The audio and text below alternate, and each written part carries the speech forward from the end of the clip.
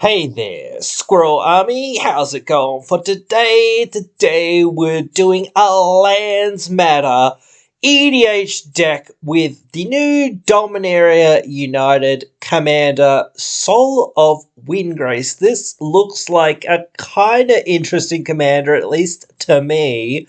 I think we can have some fun building around this. This is Commander, if you don't know what it does, it's 4 mana, one and the Jund color, so black, red, and green. 5/4. When he enters the battlefield or attacks, you may put a land card from your graveyard onto the battlefield tapped under your control. So you can pay green to discard a land, gain 3 life, which is probably the least relevant of the abilities, but it is the cheapest, so that's okay. You can discard a land to draw a card. So that's probably the most relevant ability, just in my opinion here. But the third ability isn't too bad either, especially when we're in a bind or whatever. We can discard a land by paying 2 and a black. And he becomes indestructible. Then we tap him. Most of the time, he's going to be in combat anyway. So we're not too worried about tapping him because he'll still be tapped and attacking and whatnot. So that's fine. So what we want to do is play lots of lands, and we want ways to play lots of those lands from our graveyard as well. And we just want to loot through our deck to get as many land triggers as what we can. We even want to do other things so that we can get lands back into our graveyard, like sacrificing them and whatnot. So this is going to be a pretty fun commander deck, so we better get along into it. But if you're enjoying the content here, you can join the Squirrel Army by subscribing and turning on the notification. Alrighty, so here we are, having a look at the architect version of this list. I have put in quite a few fetch lands and whatnot, so the price is kind of higher over here and whatnot, but obviously you can tune it down to your budget if you are on a tighter budget, or hey, if you've got OG dual lands and whatnot, hey, of course, put them in there if you can and whatnot, because of course you can. So I'm going to quickly go through some of the cards because we don't actually have many non-land cards. We have lots of land cards, and that's really for the commander to function the way I think it needs to sort of function. We've got lots of stuff to do here. I'll go through artifacts quickly and easily, just lightning greaves and swiftfoot boots. We want to protect our commander. And we want our commander to get in there with haste and start attacking as quickly as possible, because we want to be getting lands in and out of our graveyard as much as possible, so we don't really want to be just hanging around and whatnot. It does come up, every time this comes up with me, I hate lightning greaves and swiftfoot boots, actually, because they never seem to do anything for me. The time in which I draw them, it's like turn 12, and it's like, oh, okay, cool, that's not doing anything for me now. So it's always one of those things. Oh, wow, I could use this 20 turns ago. It's too late now. But that's the way of it. It's one of those things. We've got some few other things that here in our enchantments, so I'll go through those. Zombie infestation, we discard some lands, we get some zombies. That's usually what we're going to do. We can discard other things, but really we want to discard lands for the most part so that we, again, are synergizing with what we're doing. We won't always do that, but that's an always nice little thing. Wilderness reclamation. We're going to spend a fair amount of mana on our turn, and we don't just want to be completely tapped out on our opponent's turns, because we need to be able to respond to anything our opponents are doing. And if we don't need to be able to respond to what our opponents are doing, we want to activate our commander. So that is still really worthwhile having in there. Rhythm of the Wild just means our commander sort of can't be countered, and a few other creatures in this deck, certainly. But also gives our commander haste, essentially. That or a +1/+1 counter, so really useful. Dying to Serve, this is an interesting card. You usually see these sorts of cards like Zombie Infestation and that in zombie decks. But whenever we discard a card, we make a zombie. Only choose once per turn or whatnot, but that's fine. Again, we're going to make some things here and there out of these cards so that we can, make blockers, make attackers, make all kinds of things and whatnot to serve our needs. Generic sort of removal for the most part here. I love the new Terra Sunder. That's great. I did that video about it. But that's really great. Need that in here somewhere. Rolling Regrowth. We want ramp and we want to put lands into our graveyard. So a good way to do both things. Nature's Claim, just really good artifact enchantment removal. Infernograph's just really good creature removal. Harrow, same thing as Rolling Regrowth, except it's a bit better because those lands do enter untapped. Beast Within, just good generic removal for anything for the most part. Baleful Mastery, it exiles stuff, and that's really good. We want to get rid of creature or Planeswalker. Planeswalker doesn't come up much, but sometimes it does. Ass Trophy, just destroy anything, they get a land, that's okay.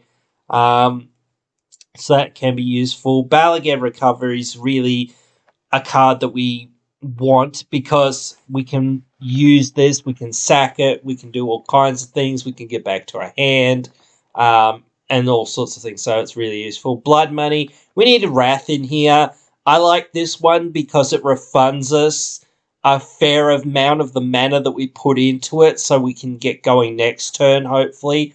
Dire Strain, really useful. We can use it on ourselves. We can use it on our opponents. It has flashback. So, yeah, it's really useful to destroy artifacts, enchantments, or land. And it just gives them a land, or 2 lands if we destroy a land. Edge of Autumn, early game ramp, and late game we sacrifice a land to draw a card. Again, we want lots of lands in our graveyard and whatnot. And besides that, it's early game ramp. So, that's what we want. Faithless Looting, just some early or whatever ancillary cantrip card draw effects here. Plus it has flashback, so that's fairly useful. Plus it's only a mana initially, and then the flashback's a little bit more, whatever. That's fine. Farseek, just ramp, obvious. Into the North, we do have some snowlands in here, so ramp. Yeah, Nature's Law. Hey, we're heavy on green here, I think. So ramp again, ramp of growth, ramp. Read the Bones helps us set up some cards, draw some cards, and whatnot. So really useful. We're going to have a lot of lands in this deck, so finding our things that we want to get out, paying off from those lands is sometimes a little bit hard. Siphon Mine, just more card draw and whatnot. 3 Visits, just more ramp. Whirlwind, hey, we don't have many flyers in this deck. In fact, I don't think we've got any. So flyers are going to be a really big problem for us if we don't take them out. And in taking them out, we might not want to take out all of our stuff. So just destroying all flyers can be really, really useful. Worm Harvest makes a whole bunch of worms for us. And we're going to have lands in our graveyard, and we can retrace it pretty easily. So that's really useful. Keep getting it recast and recast. It'll, really get going. Very hard, heavy late game. We got lots of interesting stuff in the creature section. Ancient Green Warden to double up all of our landfall effects. Also play land from our graveyard. Does have reach. Everyone always forgets that it has reach. So that helps us with flyers because, again, we're weak to flyers. Adzora Oddsmaker. This seems a bit weird, but we can discard cards. And when we do, whenever a creature we target essentially hits at a player, we draw 2 cards. So we target our commander, we discard a land, and whatnot. We get that land back, when we attack and whatnot. So it's really useful. Azusa, extra land plays. We want as many lands coming in as possible.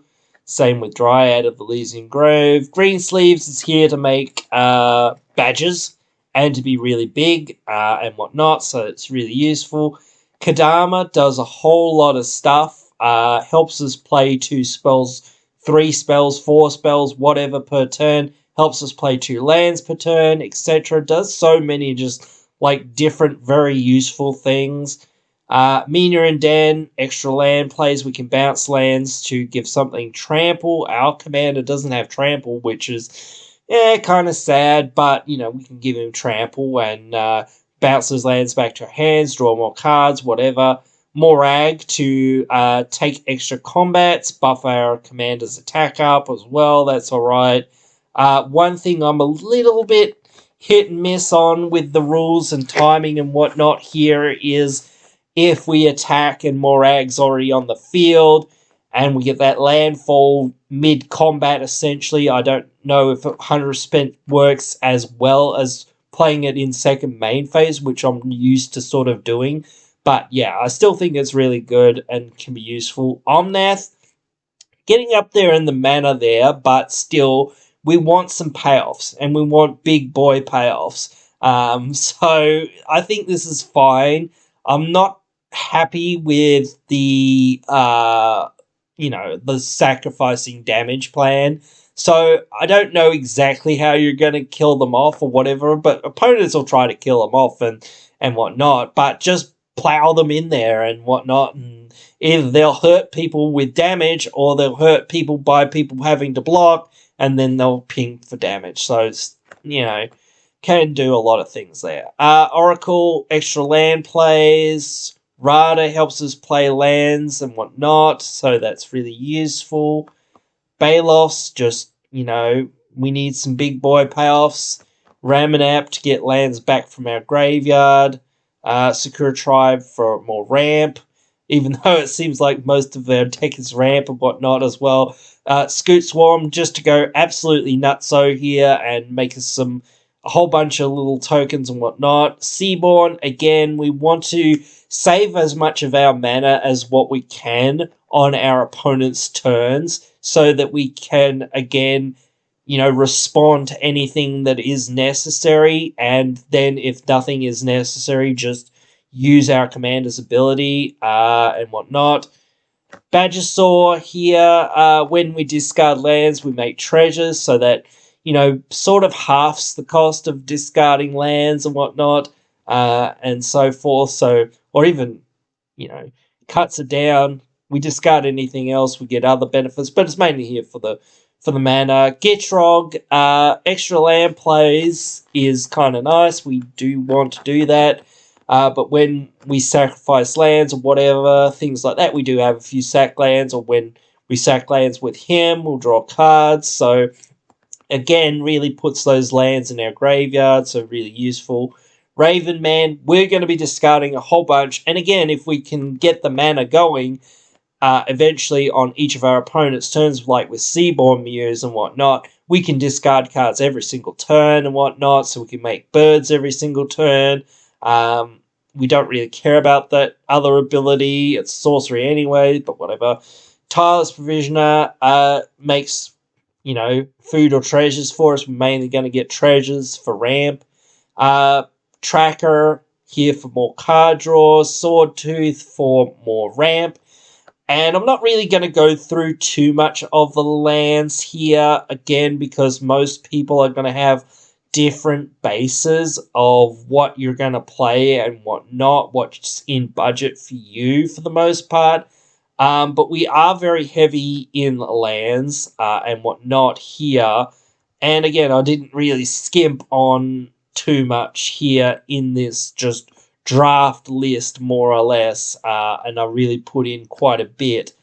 I think Cryptid Caves is the most utility land that we actually have here, outside of, maybe Field of the Dead, or maybe Evolving Wilds, or something like that. Maybe Boseiju and Blighted Woodland. Some of those lands are more utility for the most part, but that's about it. We've really got just a mana base of cards, and we really need a lot of lands for this deck. But some of these cards, like some of these more utility lands and whatnot, I really wanted some sort of extra utility out of lands and whatnot. Maybe I could find some more, but this is just a starting base, and I think it's a pretty decent starting base. We can discard, sack the Cryptic Caves to draw a card, bring it back with our commander, sack it again, draw more cards, etc. So that's really useful. Woodland can get lands out of our deck, so it's sort of more ramp, so that's useful. And Besage is just one of the best lands that they've printed, can destroy artifact, enchantment, or non-basic lands, so that's really useful, and it gives them a land. So very powerful, very good. And as I say, I think from looking through this now, like creatures was the second most in terms of price, but lands certainly were the most for this deck, definitely. But yeah, that is the list here for today. You guys can let me know what you guys think of this one. Write your thoughts down there in the comments below. And I'll be sure to respond. But hey, if I don't see you down there in those comments, I hope to see you in the next one.